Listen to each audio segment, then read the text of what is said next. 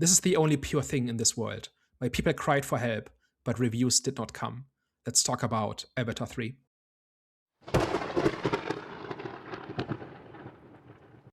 Hello, everyone. Welcome back. We are back, the Eye of the Storm podcast. So, today we're going to be discussing or debating Avatar Fire and Ash. That sounded like I didn't know, guys, because for a brief second I didn't know. but yeah. But before we get into that, you already know what time it is. Movie recommendation time. I didn't watch much this week, but I did watch an episode of a Netflix series called Angela. Quite frankly, I've been watching this here and there. Unfortunately, the subject matter is not so cool. It's about domestic violence within a marriage. But the interesting twist is allegedly the husband hired a hitman to kill the wife. But it seems that the hitman has fell in love with the wife and now is trying to persuade her that the husband was the one that hired him to kill her, but she doesn't believe him. And then soon, I'm assuming each episode the truth will be revealed. But yeah, I would recommend that one. It's a Spanish series, but yeah. Yeah, likewise, I'll probably be in and out with this one.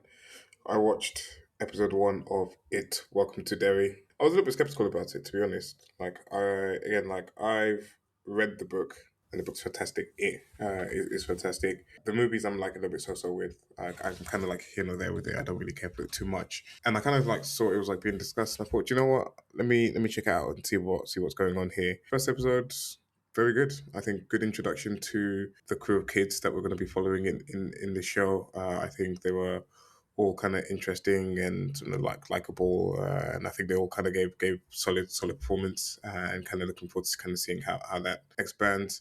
Right level of creepiness in the first episode, as you kind of get in these Stephen King stories. It was actually very weird and very creepy. Yeah, one part was a bit like, yeah. It seems like we're probably gonna get a little bit more insight onto Pennywise and like his backstory and like kind of his origins. I believe I think so, or anyway, or that's kind of what it seems, and I think that's where the interest is. So first episode, thumbs up. See how the rest goes. Does it seem like it's actually doing something interesting with the premise and actually adding something worthwhile?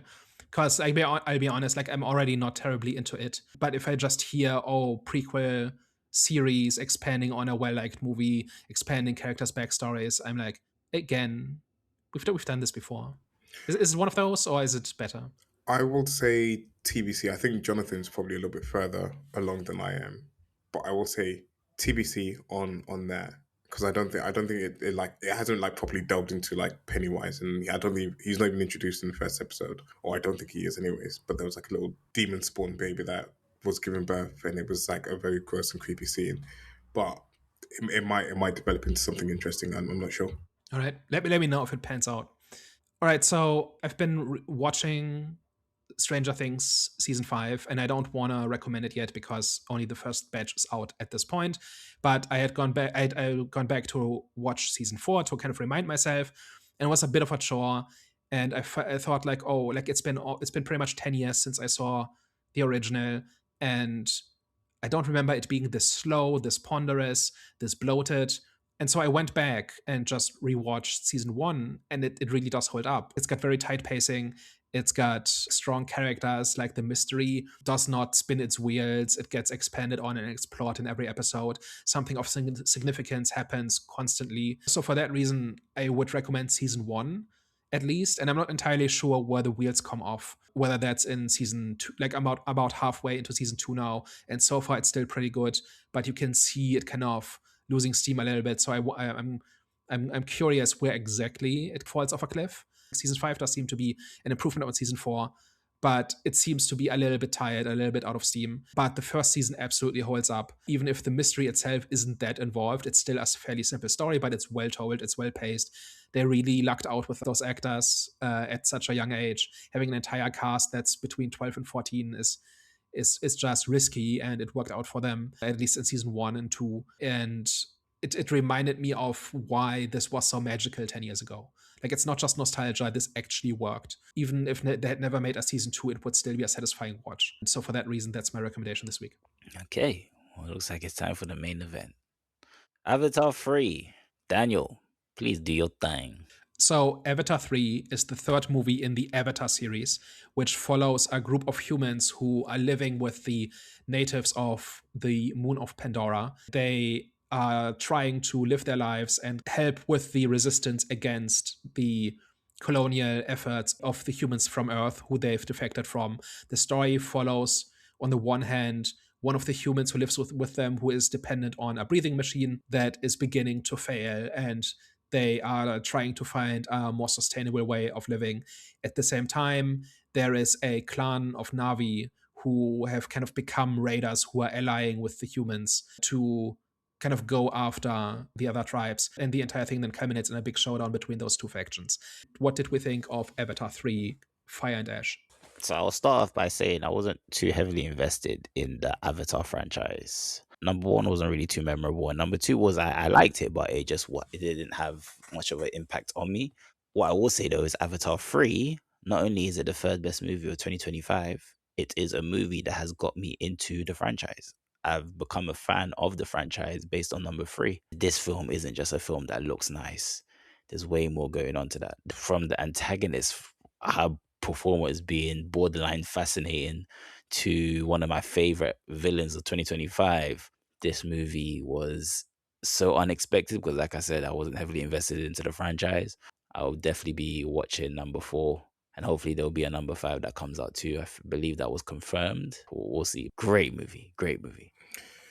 This is the cinema experience, I will say. This is great. This is visually stunning, great to look at. And I don't even think that they went to the same lengths as they did in the second movie in this one, in terms of having like long stretches where you like are really focused on the visuals. But on this one, I think, when we get like the wind traders, I think all of that was like excellent. I think just like overall, anyways, like anytime you're like just invested in the world, like everything just looks, wonderful. It's just a joy to watch. Like at first, I thought it was just like a simple, kind of like your typical story, and especially in the first movie, like Jake Sully, like de facto to the Avatar, he kind of like, aligns with the others, goes against his people, and that kind of story. And it was like kind of like simple. It was basic. It was like, as you expect. And not to say that this does anything amazing or like, that far fetched, but like Jonathan was saying, there's a lot more going on in terms of play on faith and, religion and like your beliefs, and like how you kind of have to like merge your beliefs with what's going on in real life, and sort of like adapting to the situation that you're in. So there's like a lot of like stuff that's going on with these characters. And I think part of my criticism of the movie is that maybe there's too many characters and there's too many things going on with too many different characters, that maybe it doesn't have enough time to like really focus on and like really flesh out and like really give you enough meat on the bones of like some of the character arcs that are going on in here. But at the same time, I'm still happy that, in a movie where it's a lot to do with the spectacle, and it's a story that's not going to, surprise you too much, that they're actually trying to do stuff with each of the characters and have some type of like layering to them and like some like level of complexity to some of these characters. And I don't know, I just was just like in awe for like a lot of the movie. And then you kind of have like the Navi versus Navi in this movie as well, and I thought like a lot of that was great. It does like its common tropes of like, bad guy gets a good guy, and then no, they like let them go slip away, and it does that a few times in this movie. I think there's enough in here that you can poke holes in it and like, question a lot of things. But I think ultimately, like when I come away from like this movie, I'm like, the cinema experience is like, what did I experience when watching that movie? And it's just amazing. It was like wonderful. I was like fully immersed in it, and it's 3 hours and 20 minutes long, and I could have done with 4 or 5 hours of the movie like happily. I could have just like sat in that seat and lived in Pandora from the cinema chair for as long as James Cameron wanted me to, and I would have been right there. So I don't know. I'm very high on the movie, and I'm concerned Daniel's probably not going to be. So we're probably going to have like a bit of a debate on this one. But yeah, I'll hand over to Daniel. So this is the first time I've made it through an Avatar movie from start to finish. Like the first one, I think is aggressively bad. It's basically, if you've seen movies like Last of the Mohicans and Dances with Wolves, there's nothing new there. Like as a story, on a science fiction level, it's pretty cliche. Like it coined the phrase unobtainium, like which is just the height of world building laziness. I skipped the second movie I think I made it about half an hour in, and I just couldn't care. And this one, I kind of had to sit through for this conversation, and it does seem to be the best of the three, just from a storytelling and character level. And I think the reason for it is that we spend so much time with the Na'vi. They're not a monolith anymore. They're not just noble savages anymore who do everything right, and the evil industrial humans do everything evil. Like, that was kind of in the beginning what it was like. And I feel like at this point we've spent enough time with them that there are like internal divisions, and there are different groups of Na'vi who have their own interests, and characters are actual characters and stuff like that. And so the movie benefits from that, I think. Where it struggles a little bit is just story, where we don't have just one, we have two Deus Ex Machinas that resolve the plot, which is ridiculous. And we can talk about that, whether I'm right about that, but that's how it felt when I was watching it. I think there were a whole bunch of really nice moments. As a story as a whole, there was not a lot going on, I don't think. I think the conflict in the end is not resolved in a satisfying way. I don't think it puts most of the characters in really interesting places. The Fire Tribe is aggressively uninteresting, where they just become like, they kind of start out, they have like a sentence that kind of suggests that they have something interesting going on, but then they just turn into cartoon characters. I like conflict. I like thoughtful dynamics between it within characters, and I don't think that there's a lot of that in here. And it kind of feels like the movie kind of flows, and like stuff happens, and you're kind of swept up in it. Individual parts of it can be quite good, or can feel good, but as a whole, it's not really a well-constructed story, I don't think. On the spectacle front, I never liked the blue and purple aesthetic. I just never really got into it. But now that we're seeing 4 different kinds of Na'vi and different cultures and different fashions and different ways of living, it gets a little bit more interesting. I still think like the big vehicles of the humans still look kind of, even though it's the most generic sci-fi aesthetic you've ever seen, it has a sense of scale to it, and a sense of inertia and weight, and there's just this unstoppable force that's consuming the planet and all of that. And even though I didn't really get much out of like the big themes of the movie, I could still appreciate that this was a well-crafted story, and there were enough moments in there that I enjoyed, that I didn't hate my watching experience. I just didn't feel like as a story it's that great. Let's talk about it. I feel like that was the best reaction that we were going to get from you. Like going Yep, into this movie, pretty I was much. like, this is probably the best, which means the movie did well enough. I would say in that sense, because I probably didn't expect you to like come out of it loving the movie as much as probably like me and Jonathan would. Good place to start, and I kind of realized I stole Jonathan's thunder here because he normally asks first question this No, time. it's But all good. I was actually going to say like an interesting place to start would be like the Fire Tribe. We kind of obviously like get introduced to the Fire Tribe. I will agree with you on that actually, in terms of that there wasn't enough interesting things going on with them. I think at first it's like fascinating. You're seeing like a whole new tribe. They've like got a whole new belief. They've kind of like shunned away AWA, and you know they have their own kind of like way of working. But this is kind of where, like, you know, part of the criticism I had of the movie was we don't spend enough time with, you know, some of the elements that they're introducing here, where, you know, we don't really get to see, outside of Farang, we don't really know too much of, like, you know, how the Fire Tribe really operate, or like, you know, kind of what their deal is, or where they've been, and like, you know, just like we don't really, I don't feel like we get enough info about them compared to some of the other Navi that we've been introduced to. But what was your take on them? Because you said that you didn't care for the blue and purple, and you know you appreciated us having newer tribes to kind of look at and immerse ourselves with. So there's this one scene where Varang talks to Quaritch, and she talks about how, like, it's that quote, like I kind of bastardized in the beginning, about how there was this volcano that destroyed their world, and they cried out to the mother goddess, and she didn't answer, and that basically turned them into raiders, right? First of all, this whole thing about the Navi is that they are part of this quasi psychic hive mind, where everything is connected to everything else, like to the point of like people have joked about the USB tails, right, where they just plug into the planet. Now we're seeing a group of Navi that is denied that, right, like because they live in a part of Pandora that is dead, and that where this is no longer possible. And I thought that was a really interesting idea. Like, what does it do to it's not entirely clear to me for how long they have been this way, if this just happened a few years ago, or if they've always been this way. She said when she was a child, she turned to Okay. Naue. I think I can't remember Naue or something like that. She didn't answer, and then she like had to like find a different way. So like you can pick this apart and ask, okay, like the planet is not exactly overcrowded. Like, why could they not move like 100 kilometers that way, out of the way of the volcano or whatever? But okay, but historically, raiding cultures like Vikings and pirates and the steppe nomads and all of that, those exist because they live in places that don't support a different type of civilization. And if you can't build things, then you have to take them, right? Like that's kind of how that works. Like historically, the motivation of Varang kind of looked to me like, oh, James Cameron cracked a book for this one. This is like drawing from history of like people are not raiders and pirates because they're evil. They are because that's their winning strategy. And what happens to Na'vi if they find themselves in a position where that's the only strategy that works for them? But then that lasted all of two sentences. And after that, Varang specifically, but also all of her people, I'm not even sure if any of the other members of her tribe even have a line. They might have one, but they're basically just caricatures. She just turns into a lunatic afterwards, to the point where Quaritch just entirely takes over the tribe, apparently. Or at least that's how it seems. But then that was in the context of like this whole thing about the forest Na'vi who are kind of have taken refuge with the water Na'vi. But it's basically the plot of the second movie, right? Yeah, correct. Yeah, more or less. And then they need these traders to get Spider to the humans, which again ties into this idea of the Na'vi are all about, sustainability and harmony and all of that, although you can kick the tires on that one as well.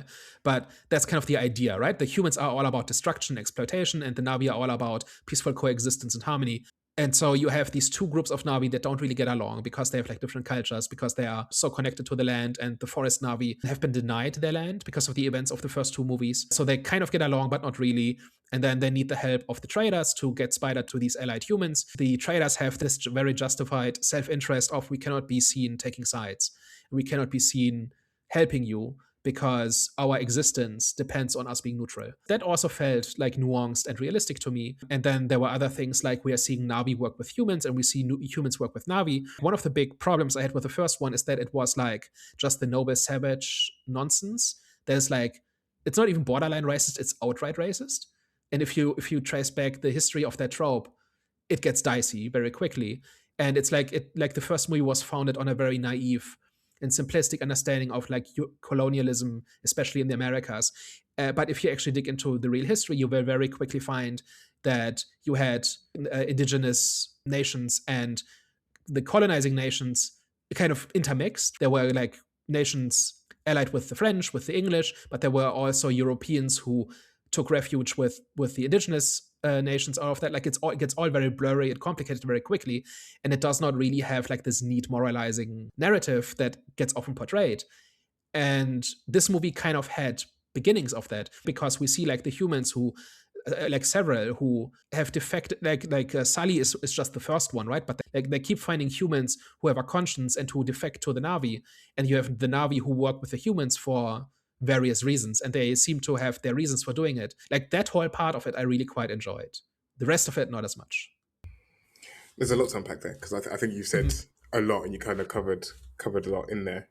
I feel like you kind of appreciate the kind of like the making sense of why things are happening in the world in terms of like the nuances and like the kind of assembling the pieces together. And it's going to be like hard for me to kind of disagree when you're kind of picking things apart, because for the most part I can like recognize that the movie's not flawless and the movie's got like a lot of holes in it. Part of what I do disagree is where you say like Varang becomes like a cartoon character. I feel like her people were. I don't feel like she was. I felt like she just kind of had like this like menacing presence, and maybe like you can kind of perceive it in different ways, but for me it was like this like menacing presence and this like hold that she had over people, which was like really captivating as a performance, because quite easily she could have been just like simplistic villain, just like kind of like straight faced, like just like stone faced like villain. What's an example where she's a smart leader in terms of where she does things that seem maybe crazy at first, but then once you spend a little bit time with them, you kind of see why they're doing things they're doing. Like it sounds like You're saying that's what's going on, right? I just meant like she was like kind of like charismatic, as in terms of like how menacing she was in terms of like her performance. And for me, there's like a few things about like a villain that you kind of have to get right for me to appreciate you as a villain. I think a big one is just like presence, what kind of presence you are on the screen, and like what kind of presence do you come across to the protagonist in the movie. And I think that there was like just like several occasions, whether it's like she's connecting their head thing or like their USB-C. We're gonna call it USB-C for this review. Whether she's connecting her USB-C to other people's USB-C and like grabbing a hold of them, like it's something that you hadn't seen before, because again, a lot of the conflict had been like humans versus Na'vi. So kind of seeing that and seeing that she was able to then impose her will over people, I was like, this is like different, it's new, and like I liked it, and it was refreshing. And even just like the way that she like held the gun and was like, make thunder, like how do you make this make thunder and stuff like that. Just like her whole approach in that scene. Honestly, did you not get flashbacks to like bad westerns from the 60s where Indians refer to rifles as boomsticks? See, the thing is, I haven't seen 60s westerns, But you know where the cliche, Indians. right? I mean, I've seen it before. Like, it's not the first time that I've come across it. I've seen it before, but for me, it still came across well. And again, it kind of ties back to that whole having presence on screen. And I felt like as she was like doing all of that stuff, it's like I felt her presence. At no point did I like feel like, oh, this is like being put on, or this is like a bit too forced, or it's a bit too much, is what I'd say to it. She definitely has a presence. I will not deny that. I would say that she disappears after she hooks up with Quaritch. That I agree with. I don't know what the purpose of that was, and of course, we kind of see her get away at the end of the movie, or at least we don't see her die. So I'm guessing she does come back, because villains in villains in Avatar never die; they always come back. Same with Striker or whatever his name is. Yeah, she kind of disappears when Quaritch kind of takes over, which is a little bit disappointing. But they gave me enough for me to be like, okay, if you do bring her back, I would like to see kind of like what you do with her, and like try to make her a little bit more of an imposing threat in the next movie. But I think that was intentional, and that was the whole point. Because generally, with these indigenous groups that, forge alliances with colonizing powers, a lot of the times they're just crash dummies. It's understandable that she kind of became like the supporter rather than the leader. The way that was shown on screen was perfectly clear. It's more my question of, is it interesting? Like, is she an interesting character? Like, the thing that kind of I expected after her initial appearance is that she may not be the smartest, but she has a strategy for making her people thrive, right? And that includes making the alliance with Quaritch, right? So that she gets all these weapons. And it's not like that she's getting played, right? She just stops being a character at some point. I think we're kind of probably looking at this a little bit wrong in terms of like the role that she's actually. I think when she's introduced, you kind of expect her to play like a forefront role and be like the main villain. But actually, what the movie's actually doing is she's actually feeding Quaritch's transition or transformation into being something else, because there's loads of parts in this movie where he's kind of reminded that his human body had died, and like all he is just like memories of that human body, and he's actually something different. And even the conversations he's having with Jake Sully, when she's like, open your eyes and like see the world, and like actually take it in, and like see what's actually going on, see beyond what the human area is and whatever. And get past hate. Not to see past it, but like just kind of see Pandora for what it is now that you're actually in a Na'vi body, and you're like greater than just like what you was as a human being. And you can kind of like see in part, like in sort of the movie, is that like Quaritch is somewhat wrestling with it in certain aspects of the movie. And again, I think the movie, if it had less characters, probably focuses on that a little bit more in terms of his transition. But you can kind of see by the end of it, is he's not the same person as he was at the start of the movie. He's not the military man no more. He's not the colonel no more.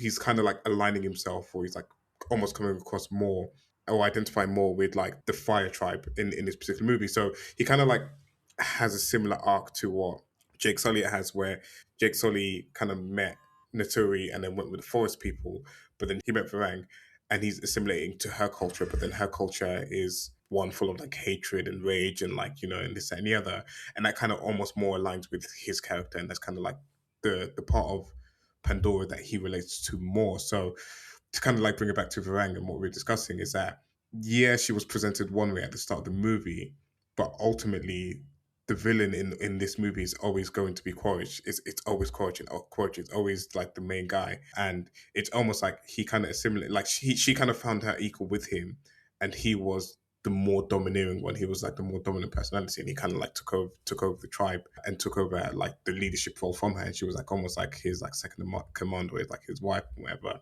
Which kind of follows like similar to sort of how the other Navis operate. If you even like look at the water tribe and stuff like that, where you kind of have like the king and the queen and this and the other. So kind of like follows that a little bit, but I feel like she more feeds into him as opposed to her being up front and a prominent villain.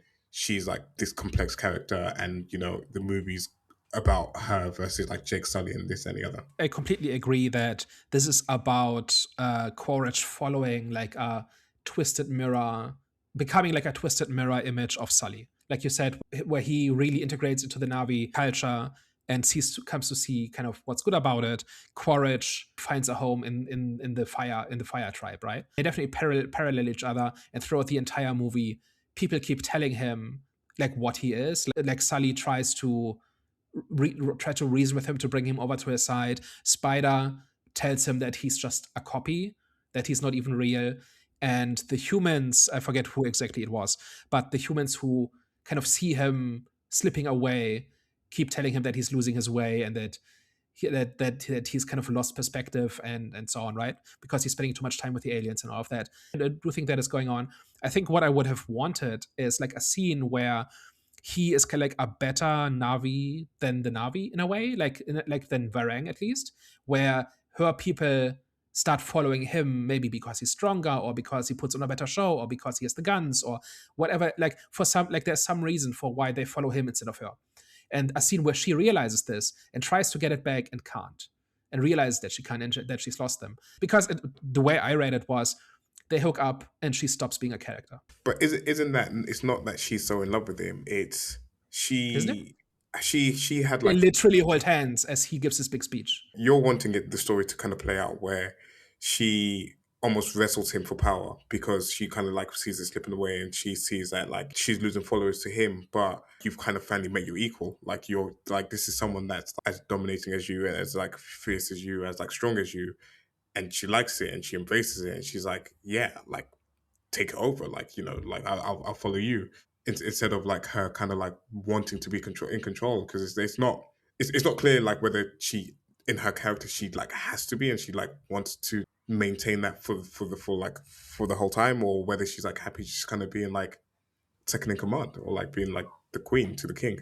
But is there a scene that shows this? I feel like the scene that they have where they almost like wrestling for dominance in that tent, the tent scene, which is like a fantastic scene in the movie, is like she's at first got the upper hand. You know, you can see that she's like smart, she's tactical, she's using all of her charm and all of her wits to kind of like impose her will over him, but he's not backing down. He's just as strong. And then when she connects with him, and I don't know what the connection does, but like she connects with him, and she like sees into his mind, or sees like his full desire, and she can't lie and he can't lie to her no more, and this that, and the other. She kind of sees how strong he is, and even in the first connection that they have, she recognizes his strength. She says, "Oh, like you're strong." And then the second time round, it's that then reaffirming that dominance, that like strength and dominance, and like whatever that he has. Like an alpha type of standoff in a way. Yeah, And it then was when like an she alpha realized stand-up. that, and then when she realized that she wasn't the alpha in the room, it was him. Then that's when she submitted to him in a way. I do think it's lame how she then just kind of becomes irrelevant after that point. Like I do agree with that, but I do feel like it wasn't he wrestled power and she kind of, you know, didn't approve of it. I kind of felt like it was shown in the movie that, like you said, submitted to him. She already served her purpose in a way for Miles. That's why I believe she was on the back burner, which was very intentional. But just kind of going back to the point that I made about hate, I do believe Miles had to get over hate. I think hate was definitely one of it wasn't a core theme, but it was definitely a theme which was consistent throughout, especially when it comes to Navi, especially when it comes to Miles, and especially when it comes to I do not know how to pronounce her name, but Neytiri, Zoe Saldana's character. Because I remember there was one scene in particular where I was like, okay, I see what's going on. That's the best scene in the movie. Absolutely. Like on a character level, I said, yeah, this is good. I wish the entire movie was like this. Which So one was that? when Neytiri has this outburst to Jake, where she essentially confesses that she hates all humans, including him. But yeah, that scene too. But that's not the scene I was actually referring to. But that scene too. But the scene where she after Jake and Miles finish fighting, and then they're like, okay, and then Miles like, okay, what now? We're gonna play Happy Family or whatever. And then that's when Neytiri came up, and then she pointed the arrow towards Miles, and then Jake was telling her to stop, and then he looked at her and he was like, "There's the hatred or something. There's hate," and then that's when he ended up falling into the pit.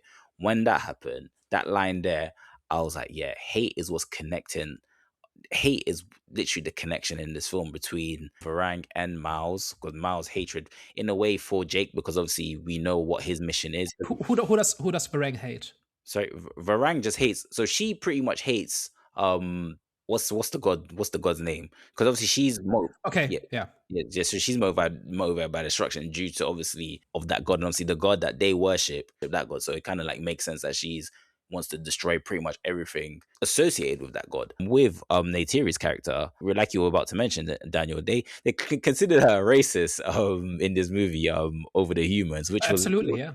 exactly, and that's something that she had to get over. That was her personal battle. I don't think she's getting over it. I don't think she's getting over it, but we've seen an attempt that she's made. So that's kind of like her. That's why I enjoyed her character, because she reached the point where she's like, you know what, let me try, because this hatred in me is killing me. I think she's beginning to realize that she's feeling this thing and she can't do anything about it and she hates it, but there's no denying it. Yeah, I definitely get it. And I do think that hatred will creep back up in Avatar 4 and Avatar 5. It might even get to a point where, a pivotal point as well for her character. So I definitely do see, there's definitely purpose, and there's definitely a connection with obviously hatred and obviously the characters in terms of using that to link up, especially between, like I said, Miles and Varang. I actually think like a big theme about this is faith. So it's not just like faith, but when is like life, and when do you like need to have faith, and kind of when do you? It's almost like a when do you take things into your own hands type of thing, because I think faith is another thing that kind of like runs through the different characters that we have in this movie. So one of them being like Neytiri, where there's like scene where she's like talking about everything that she's lost, and then Jake Sully like questions. I think he's trying to get her to use like some of the human weapons, and it's something that's like completely against what her beliefs are, and this and the other. And she's like, don't, like, that's like the last thing that I have is like my faith to Awa and this and the other. Of course, you've got the Fire Tribe where they've completely lost faith and they've gone a completely different way. Like they've been like scorned by Awa and they've like gone a different way. And I think it was like also interesting in Jake Sully as well, in terms of like how he was like questioning faith in certain aspects, and like he almost like adopts it in certain instances. So like when he was like talking about like the guns and like trying to change them and trying to like make them see reality and see like the situation that they're facing, about like bringing knives to a gunfight, like he's like trying to get them to like abandon like their faith, abandon what they believe in. But then when he's in that scene when he's like presented with like killing Spider, he then goes through like the rituals, like he's like saying the prayers, he's like saying the rituals before he is about to kill him. And obviously you've got Kiri, who's like I thought they were going to make a Jesus Christ in this movie, to be honest, the way that they were kind of going with that. But I don't know, it seemed like She is a virgin birth, right? she's she kind of is. I don't know how you feel about that, Jonathan. There was like this constant theme. Enjoyable. There's examples that like I remember where it was also in there, and as we probably discuss, it will come back to me. But I know there was like this like whole toying of like faith versus like when you should take, even with like the orcas or the whales or whatever they're called in this particular movie, where they have this like long-standing tradition and long-standing culture and long-standing history of like being peaceful creatures, but then you're presented with reality where like you're all being hunted, and it's like, when do you take matters into your own hands, and like when do you kind of have to deal with like reality as opposed to just relying on faith for everything.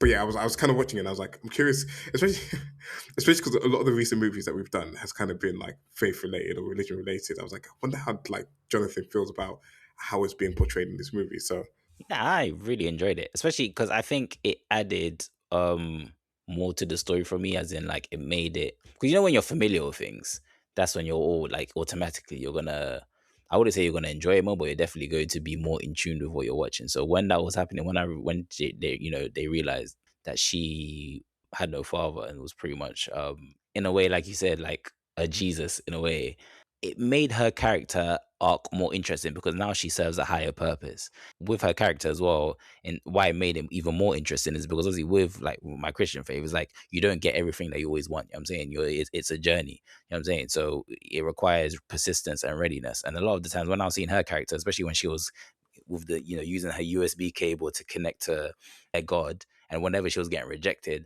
I was like, this makes sense. It's because she's not ready yet. You know what I'm saying? And also within religion, there's a thing where you'll need a support system to help you get to where you need to get to. So then, especially the scene when Spider and her little sister ended up helping her reach their God, I was like, this is pretty cool. And I'm really intrigued now to see what her purpose is in the fourth Avatar and Hope, and in the fifth one as well. So her story arc made sense. It was something which I understood why it wasn't finished. It created more importance for her character and more intrigue and more interest revolving around her character when it comes to that storyline. See, that's the part where I punched out, because that's where things stop making sense. So I recognize that there's a plan for Kiri, right? Both James Cameron and the goddess have plans for Kiri, right? And we don't have all the pieces yet, and she's only at the beginning of her journey. I understand all that. But the way it happened in this movie, I thought, was contrived, bordering on cop out. And let me give some examples. When Spider is saved, it feels like Kiri just goes into a trance and just gets like a hunch that she needs to do this. And then something that has never happened before happens, which is that the goddess kind of infuses this symbiote into Spider so that he can breathe the air, right? Is any of that set up in the previous movies? Like, does it is the reason it doesn't make sense to me is that I haven't seen The Way of Water, but if you have seen that, this all checks out. The whole part of like him being able to breathe on air and her like making him a symbiote. It was always like suggesting in Way of Water that she had like some other type of connection to Awa. She had like this a little bit more of a divine connection to Awa, and it was something different. I don't think it was to the point where she was able to kind of like put a symbiote inside of him and make him breathe the air. But there was always something different about her. And I think this movie was another step in that direction of like showing that there's like something more going on there. And I think it's more will be revealed. And I think I saw like somewhere where she's meant to be the narrator of Avatar 4. So clearly there's like something more for her to do in that particular movie. But I feel like we're still getting the pieces to it and we're still kind of understanding her story and her journey. But I think the virgin birth justified that point, the revelation of it. Because that wasn't revealed, then I get what you're saying, Daniel. But that revelation alone proves how she was able to do what she was able to do, because she's in a way the chosen one, and the chosen one has the ability to give life as well as save life. Yeah, I don't know. Like, I guess I just have to take your word for it that all of that stuff is established in the second movie, because if you're just watching the third movie, it comes out of nowhere. Yeah, no. It's definitely in the second movie. Is she's definitely got a different connection to Awa. But Yeah. wait, but even if that wasn't established in the second movie, don't you think them revealing that she was born from, what was it, virgin birth, doesn't that do anything for you in terms of kind of answer your question as to how she could have done what she done? No, it doesn't, because like, what's the connection? Like, I think you're bringing in outside context that's not in the movie. But clearly, when they revealed that she has no father, that was a significant moment. Because remember, there was a whole there was a whole build up to that. They were like, you should tell her now. We're amongst her parents and her grandparents. So clearly, that was a significant revelation. So with that significant revelation, surely that comes along with, okay, that's a justifiable explanation for how you have these crazy powers, because you were born, number one, freakish. Well, not freakishly, well, like she likes to say, well, you were born from extraordinary circumstances or borderline paranormal circumstances. And what happened was a paranormal event when she saved Spider. It all depends on how this gets explained in future movies. But just looking at this movie, there's no explanation at all. And it's supposed to be a mystery at this point, right? I think the thing about Spider is it's not as much of a problem because it doesn't resolve the problem. Like, it resolves the immediate problem of Spider is dying, and now he isn't, right? But it kind of kicks off the next phase in the story, which is that now everybody's after Spider. Like, or at least the humans are after Spider because he's the key to them being able to live on Pandora. I still don't understand why they can't go to another planet, why they have to have this one. I don't know. It seems like they have the resources to do it, but I don't know if that's explained in the other movies. They're making money off the planet. At this point, they're saying our planet is dying and it's this or nothing. If we don't get Pandora, we die. That's their motivation in this movie. Is it said in this movie? Yep. In the first movie, it was about this unobtainium, which is this superconductor thing, which is apparently what the planet is made of, and that is really valuable, and they needed to solve the energy problem on Earth or something like that. And in the process, they will make a lot of money. And they do have quotas like this, they like extracting this essence from the whales and stuff like that. Like profit is a factor, but their ultimate motivation in this movie is if we don't take Pandora, we die. Is that said? I don't know if I missed that. Yep. They say that Earth is dying, and it's Pandora or it's nothing, which makes them a lot less evil than in the first movie, right? In the first movie, it was just about profit and like here's a great energy source or this really useful material. And that we can take from Pandora, and we have to get rid of the natives to do it. That part kind of rang true, even though, like as cliche as it was, that kind of worked out. And here they are backed into a corner, and they're basically like, unless they're lying, and they're saying that and Earth is not actually dying, but I don't know, like I don't think that's an evidence. Like what seems to be the case is that Earth is like, and I don't know who it is. It might be Neytiri, it might be somebody else. Basically says they will kill Pandora the way they killed their own planet. So that kind of supports that idea. Yeah, I remember that line actually. Yeah, I remember that line. Which makes him a lot less evil, right? Because not going extinct is kind of a justifies just about everything. You know, it's an interesting choice. Yeah, it poses like a moral dilemma. I think definitely adds like an interesting layer to it. Do you like the spider twist in terms of like, because I thought it was like a brilliant addition to it. Like there's this whole kind of thing that we're discussing, but like just like on the spider aspect of it, I thought it was like a brilliant addition in terms of adding a little bit more complexity to the story and like, you know, helping drive it and just adding new layers to the universe as opposed to, you know, constantly doing the same thing over and over. Yeah, I don't know. Like it's got a very clear thematic idea that the humans don't belong in Pandora, right? And one of the ways that is expressed is that they can't even breathe the air, right? Like their existence is not stable. They have to keep much like the Fire Tribe, they have to keep taking, otherwise they die, right? Like that's kind of what's going on with them. And if there now is a way, if there's like a drug you can take and then you can live on Pandora, I don't like that changes the entire dynamic. And I have kind of a feeling that this is kind of the if you like in 15 years when all the movies are out, you can probably look at this as the midpoint where the game changes. And at this point, maybe the idea is that if life on Pandora becomes possible for humans, that means that the evil becomes optional, right? Like at this point, they no longer have to behave the way they have been, and now it becomes a choice, and that's what makes it evil. Maybe that's one possible idea. It also means that all the efforts that Sully has been making to integrate is kind of a waste, or not, or it's not. It seemed to be like the only way out, right? Like the only way he can live is he becomes Navi. And now that's no longer true. Now he can be human, or could have been human. So it certainly changes all the rules, and I'm not sure if it's good for the story or not, depending on what the ultimate point is. But I think that's you mentioned ultimate point. And I think that in particular, there's going to be like an ultimate point for Jake and for Neytiri, for her characters. Like, okay, at what point do we stop fighting for Jake? And I think that's what is going to obviously build up to, as well as to other storylines, which I think is going to be pretty cool. I think it's going to be pretty cool. Because even with that storyline, I was like, I felt bad. You know what I'm saying? Especially the point where, you know, Jake had the knife at the back of, not even at the back, to Spider's neck. I was thinking, damn, like even I was like, I understand why he's doing what he's doing, and it was justified.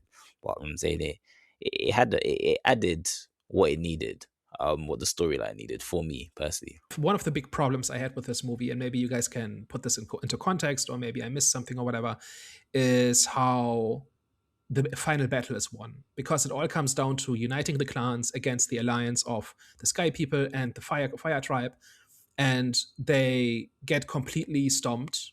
And then the goddess Ava just shows up with all the creatures of Pandora and just wins. And one of the big problems I have in this movie, and I'm kind of like, as we are talking about this, I'm kind of beginning to realize that a lot of the groundwork for this was laid, especially in the second movie. And that's okay, right? Like I understand that I'm not getting. Just to add to that, 2 and 3, I think, are actually meant to be like one extremely long movie, like a 7-hour movie. Like it's like a continuation directly from 2, whereas like 1 and 2 there was like a 16-year jump, and then between 3 and 4 there will also be another time jump. But 2 and 3 are actually meant to be like more cohesive. Okay. The reason for why Ava at first does not intervene and then intervenes was not clear to me at all. We talked about how Kiri just is not ready to get through to Ava, right? And that is why she keeps she keeps getting rejected. And there's this whole talk about should she even try, or should she just let it happen, or should she just trust in Ava and all of that, right? And then Ava basically wins the battle, but after Kiri and Spider and what's the younger sister called, right? So when they together kind of petition Ava, and maybe I'm looking at this too logically, but it felt kind of arbitrary about how she's like Ava is a real entity, right? Like there's a real Earth goddess in this, right? Like this is a real person. It's not a matter of faith. Like they can talk to her, right? And she acts in the world, right? So there's not really faith involved in that sense, like in terms of is Ava even real, right? Or what's the will of Ava? And she does not do anything about the Sky People. She ignores the attempts, like the pleas for help. And then when enough Na'vi have died, she intervenes and just stomps the floor by mobilizing the entire ecosystem of Pandora, right? Is there like a logical causal connection between those events? You know what I saw? You might say this is a far reach, but I saw in that scene Matthew 16, verse 25. It says, "Give up your life to gain it." For number one, is because she was persistent and she was persevering. So I think with those two, and it obviously links to readiness as well. I think, like we said, she serves a higher purpose, and I think she had to keep persevering in order. Once she was ready, Ava was always going to pretty much jump in and save the day.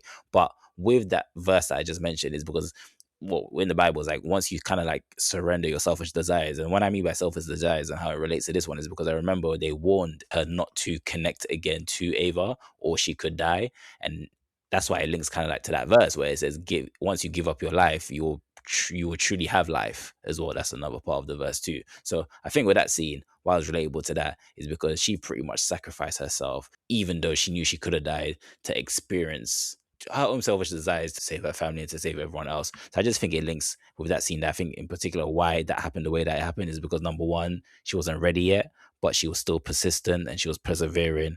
I think those are the reasons why it happened the way that it happened. Ava's the god, so we were forgetting that Ava's a god, so she could have jumped. That's like asking, it's like asking questions now, like why doesn't God just jump in and stop evil? Technically, you should be asking the same questions to Ava. Why does she just jump in and stop evil, and then why does she do it when she does it? Like, there's not going to be a question for that, but. And I think that's a good question. And I've got more questions. So one of them is, do you think James Cameron is making a Christian allegory? Because you keep justifying plot points with biblical quotes, right? And that kind of implies that that's what James Cameron is doing. When this seems to be like a very new agey kind of thing, it does like I don't really see the connection to Christianity unless he said that in interviews. But there's a play on many things which we first said before this before we started the discussion. So I do think I wouldn't say it's mainly revolving around Christianity, but I'll definitely say he used certain elements of Christianity or just religion in general within the Avatar. I wouldn't say its main focus or its main portrayal is based on Christianity. Yeah, I just don't see the connection. I think this is very, very clearly New Age stuff. In addition to that, not all of it. Like what? I mean, the fact that she was conceived with no father, I wouldn't say that's like New Age stuff in there. Well, the fact that every single faction is matriarchal is very New Agey, for instance. Yeah. Right? And so Kiri not having a father ties into that. To be fair, what do you actually mean by New Age? Because I'm not like heavy into the religion. Like hippie stuff, New Age, spirituality, that sort of thing, which very much is in opposition usually to Christianity. Like honestly, I think that's where James Cameron's head is. That is why this is an Earth goddess or mother goddess. This is why everybody's holding hands in harmony in the end, and that is why peaceful coexistence just happens and doesn't have to be earned, and all of that. Like that's where that comes from. I honestly don't see the connection to Christianity unless that's what he's doing, and he said that at some point, which I'm not familiar with. So that is why I don't find it satisfying if you bring out a Bible quote to justify like a character moment, because unless this is what James Cameron is thinking when he's writing this. It doesn't make sense to me. But I'm mainly just I'm referencing because I see resemblances. I'm not saying there's a direct connection to that, but I definitely do see a resemblance. That's how I took it.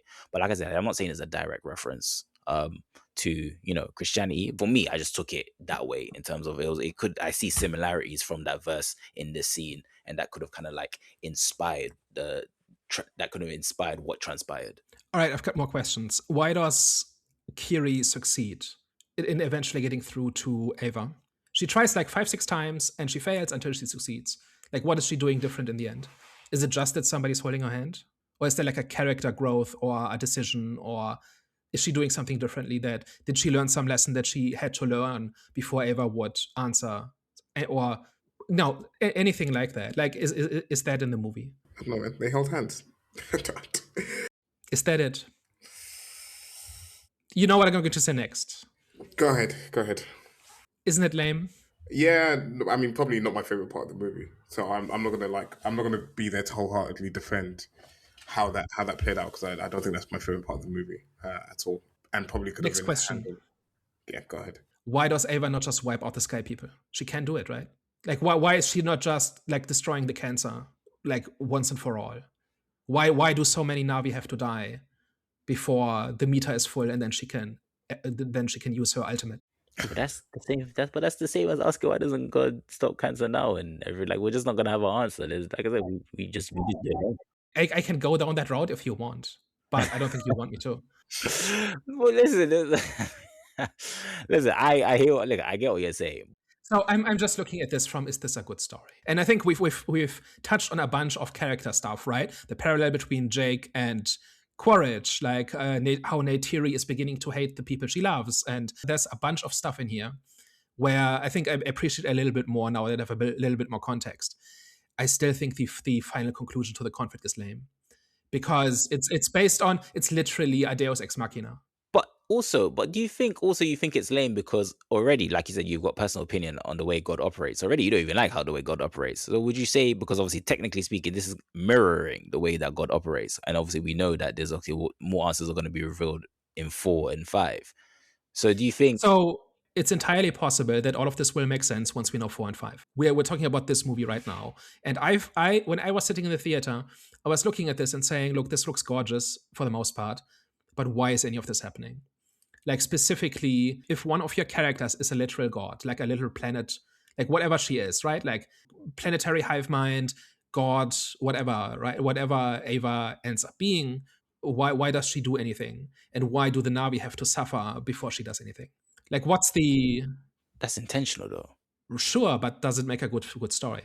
Oh, well, that's subjective. But for me, yeah, it does, because I think a lot of the decision makings that we saw a lot of cliffhangers and unanswered questions, especially between Varang and the chosen one, when she connected her USB to hers, and then she ended up running away because she saw something which obviously I'm sure is going to be revealed in number 4. So there's a lot of mystery and there's a lot of cliffhangers. So it tells you that, listen, the story's not finished. So Sure. you're not going to get a finished story. So that's why I say it's subjective in terms of this not being a finished story. Did you enjoy that not so finished story? I agree that, like, a movie, if you're putting pieces in your movie, you should be able to kind of like just watch that movie and it should be cohesive and everything should kind of really make sense. I'm going to give Avatar a pass just because I like Avatar, and I will probably be there for number 4. And for me, there was like clearly a vision when he was like putting all of this together, because it's funny when you see like some of the interviews from the actors, and the guy's saying, "Oh, I recorded this like almost 10 years ago," and like I'm like, as he's watching the movie, he's like saying about like, and this Quaritch's actor, the actor that plays Quaritch, he's saying about like how as they were watching the movie, it was like taking him back to like, oh, I remember doing this like 10 years ago and this and the other. So like, it is well thought out, and it's planned out kind of what's meant to be happening in these movies. And I think there was like a bit of a leak at a certain point. And actually, funny enough, because I did catch the leak initially when it happened, when it was a bit like, oh, Quaritch dies, he comes back, he dies, he comes back, he dies, comes back, this, that, and the other. And I was a bit like, that kind of sounds a little bit lame. But doesn't he die for good in this at the end? Couldn't tell you. I don't know. When you don't see. Well, he literally falls into lava rather than be helped by Sully, right?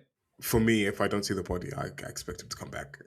I understand that we're basically in like comic book territory here, where characters will just keep coming back, right? And there's always a reason. But like he literally falls into lava, and like that was kind of one of my question marks, is like to really like zoom out a little bit and kind of articulate why the story felt so unsatisfying to me, is that a lot of the times I didn't understand why people were doing things. One of them was why Quaritch literally commits suicide at the end. Like he's lost, but he like they would help him up, right? Like I think he's dangling from one of the floating rocks, and they would help him up, but but in order to spite them, he kills himself, right? I don't know, like is that justified? Well, no, because that was actually triggered once he saw Zoe Saldana. And remember when he said the line about there's the hatred? Because obviously when Jake was trying to plead for him, saying, "Wait, don't kill him," and then that's when he saw Zoe, that she like he just saw the same hatred in her eyes. Like, oh, there it is, and then he saw, okay, so he pretty much saw himself in her. Because remember when Jake And is trying that's to, why he commits suicide. in a way, because when Jake is trying to persuade Miles to kind of like see the light in a way, or Miles is hell bent on his hatred and hell bent on no. So he kind of saw himself in Zoe once, Jake is trying to do the same thing to her with him. But obviously he's not going for it. So I'm sure he saw that she wouldn't go for it. So he's like, okay, I'd rather kill myself than let her kill me. Mhm. But they weren't going to kill him, right? He would lose, and maybe he would escape and maybe fight another day. How do you know they weren't going to kill him? Zoe, I think, wasn't he the one that killed Zoe's son in Avatar 2? Yeah, he was the one that killed Zoe's son. So I'm pretty sure she wasn't going to listen to Jake in that moment. I'm 100% sure. Okay, that didn't come through in the scene at all. Yeah. Oh, that's kind of why she had all that hatred to Spider Anchor, because he killed her son. Okay. Any more questions? Let me think. Did it make sense to you why the whales ended up showing up? Because like I don't know, like they present like an argument to it, but they kind of overturn their entire life philosophy because somebody has a sob story. Is that it? Yeah, but they saw the physical proof. I wouldn't say it's because of a sub story. It was almost like faith without action. What they were doing is like they kind of like had faith in their culture and faith in what was going on, that everything would just be fine, and they just kind of like carry on. Kind of tie this back into Christianity a little bit, and I'm not the Christian one here, but it's almost like when you kind of like see like poor people, as long as you have faith, like you're kind of like good, and you just kind of carry on. You just kind of like not accept life, but you're kind of just like a little bit more accepting of your circumstances. And I kind of like had that mirror, and again, I don't think they're playing like a direct mirror of that, but that's kind of where my mind went with it, where you're kind of just like accepting this suffering, and you're accepting what's going on because of your beliefs and your faith and your culture, and this is kind of like how we do things essentially. Part of like what I was seeing in this movie was like there was like there was like faith without action, and then there was like action without faith and stuff like that, and there was like a whole like mixed match of stuff happening. And for me, it made sense in terms of like you could keep kind of going the way that you're gonna go, but eventually like they're gonna come for you as well. Like everyone's going to be wiped out, people are going to die, so like at a certain point you have to take action. At a certain point you kind of have to respond, and that also like mimics Neytiri, where she had this strong faith of like a culture of like we don't use guns, we don't use this that, and the other, but once Jake Sully's been captured, eventually you have to take action. You can't, solely rely on faith, and you can't, just rely on what you believe in. At a certain Pride. point, yeah, like you kind of have to take matters into your own hands after a certain point, and like just the way that she used the rocket arrows, and she didn't even go all the way. I don't think she used the machine guns, or I don't remember her using it, but she used the rocket arrows that Jake created for her. Same way that she did that is the same ways that the whales or whatever they are kind of had to deviate from what their beliefs were, and actually had to take action, because otherwise they would just be wiped out. And that's kind of how I saw it. See, it would have been nice if we had seen the choice. Like if we could understand what argument or what experience really makes them change. Because like they know the sky people are going after them. They know their people are dying, and they still stick to the tradition that basically means they're just waiting to be killed, right? From their reaction, I did not see that it was a turning point. Like, and that's part of, because they're not very expressive. That's maybe part of it. Just watching it, I did not see, okay, this is where the switch flips. But that scene when he opened his eyes after the well gave his speech, because they saw obviously what the humans did to him, and then after he gave his speech, kind of like the world opened their eyes. I think that scene there was pretty much their reaction to what they were saying, because like I said, they saw actual physical representation of what human evil looks like, number one, and then number two mixed in with obviously the whole speech by the world. So I think that scene there was pretty clear. Yeah, and sometimes it's easy to kind of hold on to what you've always believed in and hold on to what you know if you're not confronted with reality. And in that situation, and like they were holding steadfast in that initial council, but when you're actually confronted with reality, you're actually confronted with what's going on, because it's like when you kind of like we're here in England and there isn't that many bad things happen, and you kind of like hear about like what's happening around the world and stuff like that, or in like different parts, like in other regions, it doesn't have the same effect on you because it's happening elsewhere. You don't see it, but once you're actually confronted with it, once it's in your face, that completely changes how you process things. It changes how you think about things. I think that like that scene with the council completely made sense to me in terms of you guys are like the elders and you guys are like the ones that are making all the decisions, but none of it's really impacting you guys. Like, you haven't been hunted. It's not even like one of them like was taken out. It's like the council are fully intact. So like none of them are like, you can say like we're being hunted, yes. But from what I got, it hadn't impacted them up until actually this is what's happening. This is the brutality of it. Like, seeing one of the orcas whales or whatever they were not have an eye. It's like, here is the reality of it, plain and simple. Like, now what do we do about it? Right, I get the argument. I don't get why it worked, because like this is not new information, and yes, being confronted with that up close is different. As a matter of storytelling, there should have been a reaction, and I didn't see one.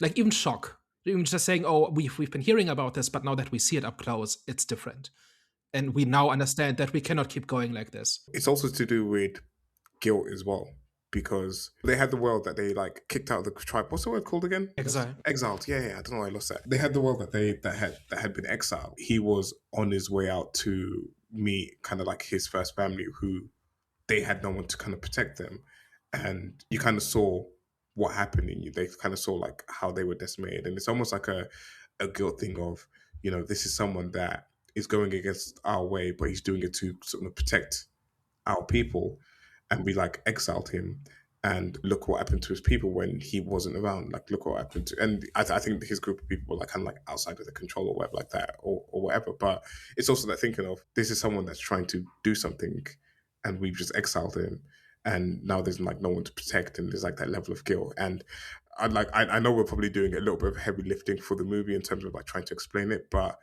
when the movie's 3 hours and 20 minutes and you kind of, there's like loads of bits that you kind of have to cut, I can kind of forgive them for cutting a little bit, or like not fully going that little step further to kind of show it. Because I like, the worst thing is, I know it's going to happen anyway. I know they're going to change their minds. I know they're going to like come in and like help save the day and stuff like that. In that particular scene, I didn't fully need it.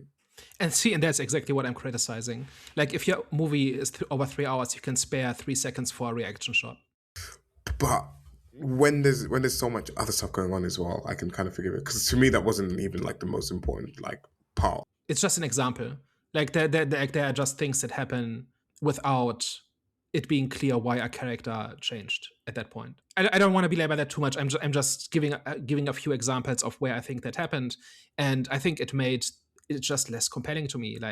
And these things are easily fixed, right? Like, just like the whales change their mind when they see the consequences of their pacifism up close. Kiri changes her approach to Ava in a way that is more true to what her faith is supposed to be. That means she then gets through to Ava, so she learns a lesson and changes her behavior, and that's when she succeeds and stuff like that. Those are the kinds of things I was looking for, and I was not getting them, and it made the story less enjoyable to me. That's kind of my overall criticism of the movie.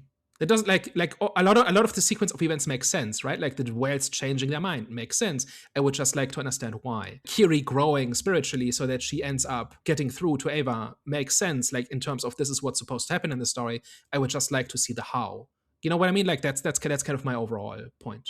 The one I give you the most is Kiri. I think that one is the one where it was like maybe underdeveloped the most, where I kind of can't excuse it as much. But I don't know. In other instances, I can give it enough of a pass. And I think that one is the most important one. Like probably when you see the entire story, that's probably the pivotal moment, I'm guessing. And that makes it even more important for that to really work. All right, shall we wrap it up? Last thoughts. I think I'm just going straight to my rating. I'm going to give this one a 8 out of 10. A very strong 8 out of 10. A very good film.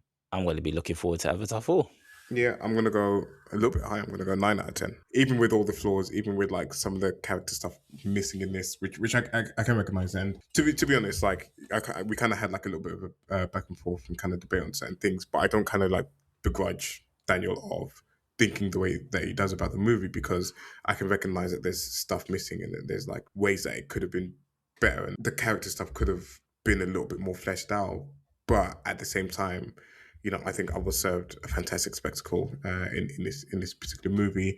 I felt like there was enough character stuff going on with all of the characters for me to like really kind of be invested in what was going on and to help carry me through the movie. Again, just like cinema experience as well is like a big thing. And we kind of talk about like movies dying and the cinema, people that go into the cinemas less, but cinema experience of like going to the cinema and being in a room full of people and everyone's having a good time is just, you always get bonus points from me for that. So yeah, that's why it gets 9 out of 10.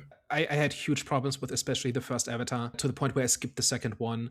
This one, I'm starting to see the merits a little bit now that the story is further along and is getting a little bit more complex. I think there's a whole bunch of interesting character stuff in here, and I think it suffers from being the middle part of a series where a lot of things that I would like to be paid off have not been paid off yet, and it's entirely possible that that will happen in future movies. But this movie, just looking at this movie by itself, pivotal plot moments are too rushed and too hand-waved, and it just asks you to assume certain things or take certain things for granted that I think make the movie kind of rushed and incomplete, in spite being so full of detail and being so long and being so elaborate. I don't even need to talk about the spectacle, like a whole bunch of that looks pretty cool, but I'm here for the characters and for their journeys. And I think those are a little bit too incomplete at this point for me to really like it. So that's a Smurf out of 5. All right, guys. Thank you very much for joining into today's philosophical debate. If you reach this part of the episode, of course, we appreciate you press and play. We appreciate you giving us a listen. And as always, if you liked what you heard today and you enjoyed our discussion, you should probably tell a friend. And if you hated everything and you thought we're chatting a bunch of nonsense, you should probably tell an enemy. We are the Eye of the Storm podcast. All right, guys, you heard it here first. We'll catch you next time. Au revoir. Ciao. Bye-bye.